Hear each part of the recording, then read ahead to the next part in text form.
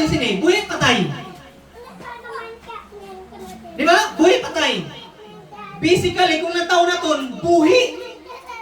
Green pa eh. Paano mo mabalping nga patay? Nag-yellow na nihaw? Or nag-black? Nag-brown? Green pa naman, tama? Amo man niyang tao. Piling na tong buhi na buhi. Piling na tong stay connected in God. But tinagin in reality, wala na gamot. Wala nakakunik sa Ginoo. Sometimes sa atong kabuhay, amo man ni, piling na tong excited ka sa Ginoo. Pero deep inside, hindi ka excited. Pakitang tao ka lang. Sometimes, feeling na ton, ay, ayaw ako sa Ginoo, nagapangabuhay naman kami, ay, ano kami, wala kami sala, excuse me, are you still connected with the Lord? Tama? Damo mga tao nga feeling, amo niyo, green, feeling buhi, feeling maalam, feeling bright. Tama? Hambalan mo, hindi magapamati. Feeling nila, konektado sila sa Ginoo, pero sa tuod lang, konektado sila sa demonyo, hindi sa Diyos. Feeling nila, maayos sila. Feeling nila gwapa. Feeling nila gwapo. Pero sa tuod lang, matutod nga gwapo ka gwapa na sa Ginoo. Tama? Nagapangalagad sa Ginoo, nagasimba sa Diyos. Amo ni sometimes, feeling na itong namin pa no, mapuno, no? Pero pamangkot, nakakunik pa ba sa puno, nga which is Jesus Christ? Wala na! Tama? Amo na hindi ta magpiling maalam. Kaya bisa nang nagauna nga nag-study, urang na ulahi, hindi mo na ma-judge. Because that is biblical. No?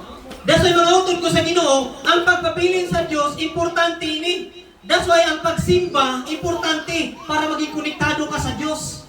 Kaya kung wala ka nagsimba, wala kay pangamuyo, wala ka pag-ibasa sa Biblia, mahambal mo bang konektado ka pa sa Diyos?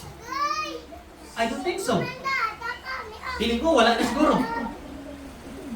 No? Eh, sometimes sa aton, maayo pa man pastora, okay pa may pangabuhi naman pastora. Di ba? Namin pang pangabuhi naman pastor, bisa wala kami kasimba, pero may blessing man nagabot ah. Sino ito lang ang balgina? Hindi ka rin ng blessing, yes sa Diyos. Bro Romnick to.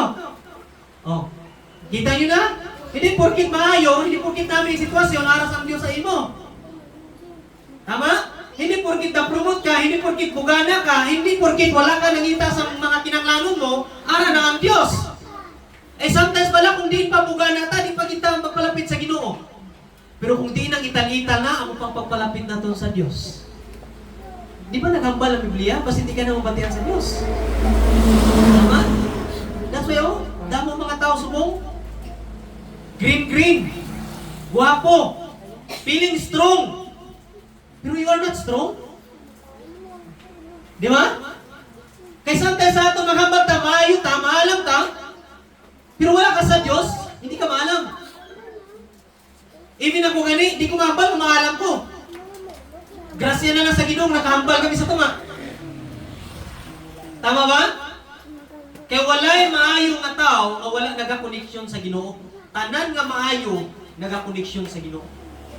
Ini man nga sama, kung wala ni nakakonek sa puno, patay ni, even though daw buhi.